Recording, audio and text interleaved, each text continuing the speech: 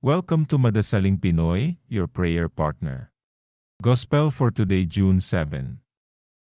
Ang mabuting balita ng Panginoon ayon kay San Juan. Nooy araw ng paghahanda at ayaw ng mga Hudyo na manatili sa krus ang mga bangkay sa araw ng pamamahinga, sapagkat dakila ang araw ng pamamahingang ito. Kaya't hiniling nila kay Pilato na ipabali nito ang mga binti ng mga ipinako sa krus at alisin doon ang mga bangkay. Naparoon nga ang mga kawal at binali ang mga binti ng dalawang ipinakong kasabay ni Jesus.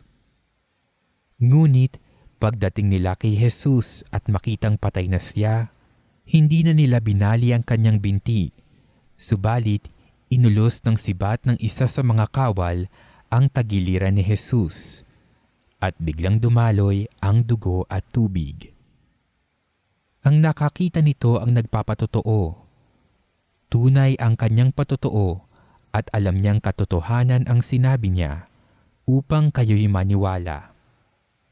Nangyari ang mga ito upang matupad ang sinabi ng kasulatan.